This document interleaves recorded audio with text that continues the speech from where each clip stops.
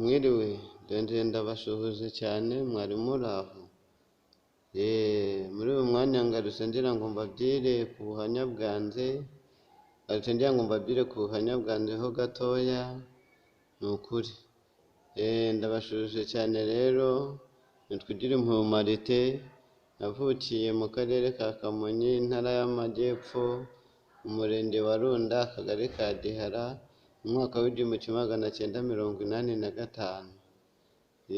Mu kuvuka kwanjye icyo nibuka ni ibintu byagoranye, ni ibintu bitabashije koroha cyane, byari ibibazo bigoranye, ariko Imana ni ukuri yarahabaye, irandinda, iramfasha mu ngorane zose nagiye mpura nazo.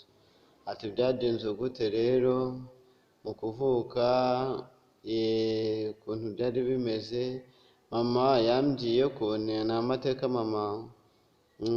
mama yambwiye. Mama yambwiye yuko yambyariye amezi 12. Urumva namwe harimo akantu, mba kugira ngo umubyeyi ajye kubyarira amezi 12, ni ukuvuga ngo harenzeho amezi 3 yose kugira ngo umubyeyi ajye kubyarira amezi 12, ni uko hari ibibazo byagiye biba. Mama rero yambyariye amezi 12, nuko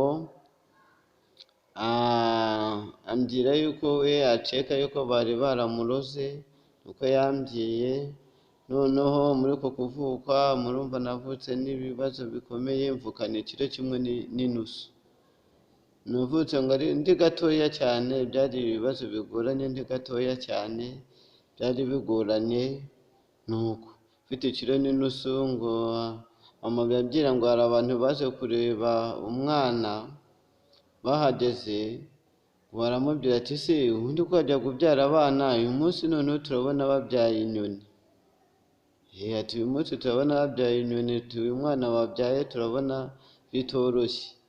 Nuko ngo bamubwiye, mama arababara cyane, ariko nyine uyu mubyeyi yabyaye nta kindi cyakorwa, ni ukwemera nyine, kwihangana nyine iyo babyaye.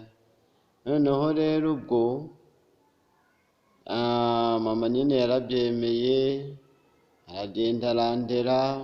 Gukura byumva byari bigoranye, gukura urumva nawe uwo mwana w'ikiro n'inusu kugira ngo azakure ni ibintu bigoranye cyane. Mama nyine yarabyemeye, aragenda arandera, nyine ndakura. Ni ibintu nshimiye Imana cyane iyo mbyibutse.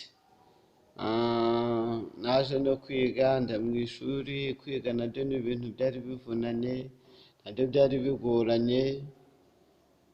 Ndiga ariko kubw'ubushobozi iwacu bari bafite benda bwari bugoranye, nabashijemo kwiga nyine, ngira amahirwe, ndiga, ndarangiza.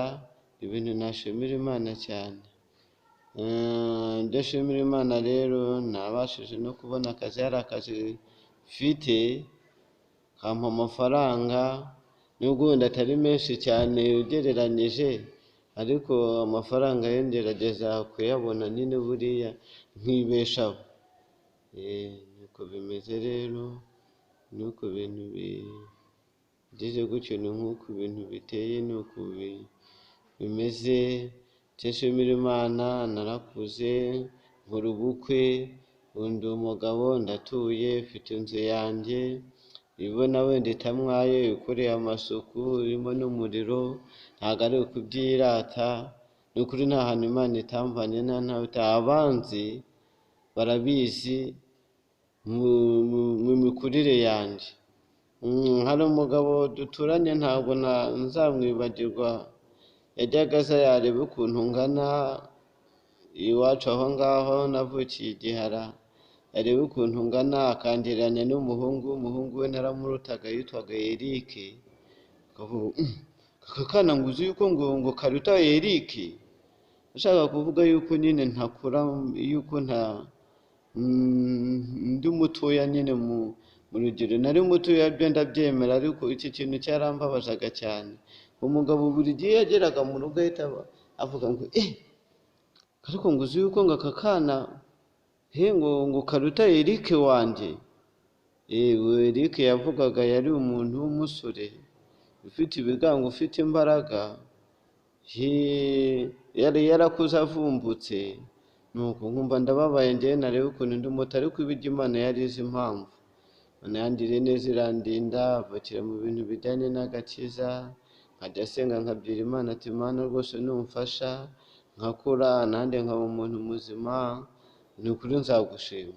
Imana rero mu bushobozi bwanjye mbona ntako itageze, ni ukuri yaramfashije. Iyo ndebye ubuzima ndimo ntabwo ari bubi cyane, ntabwo bigoranye cyane ku buryo wavuga ngo igihe umuntu iyo afite aho atuye akagira umuryango ufite abana babiri, ukabona uyu munsi n'umugore n'umudamu, ukabona uyu munsi ntubabwiriwe, uyu munsi ntubaburaye, ni ukuri aba ari ibintu byo gushimira Imana, kandi ukagera aho utahawe.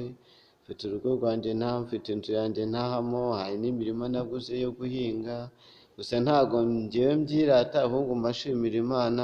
Si ukuvuga ari njyewe nanjye umukire mu Rwanda, hari abantu bafite imitungo myinshi cyane rwose indenze, ariko wenda ntibanibuke no gushima Imana. Njyewe duce twanjye rero nifitiye nshimamo Imana. Ni ukuri Imana yagize neza, kandi ni ukuri Imana yarakoze. Nigeze no guhimba indirimbo mba umuhanzi, n'ubu ariko ndaririmba nta kibazo, wenda nubwo ntabashije gutera imbere. Indirimbo zanjye gusa zanyuze kuri radiyo Inkoramutima, wenda nta handi zigeze zinyura ahakomeye. Naririmbye indirimbo yitwa Izukurinda, irakundwa cyane kuri iyo radiyo yitwa Inkoramutima, n'abandi bamwe barayijyana. Ni ikintu nshimiye Imana. Navuze ubutumwa mu ijambo ryayo, n'ubu ndacyabuvuga, kandi nkomeje gukorera Imana muri makeya. Nkomeje gukorera Imana, ni ukuri nta kintu nashinze Imana, kandi Imana buriya niyo izajya ikomeza kutugirira neza. Reka dusenge rero. Mana yacu turagushimye, kandi Mana yacu turaguhimbaje. Urera kandi Mana urakiranuka, ufite imbaraga nyinshi.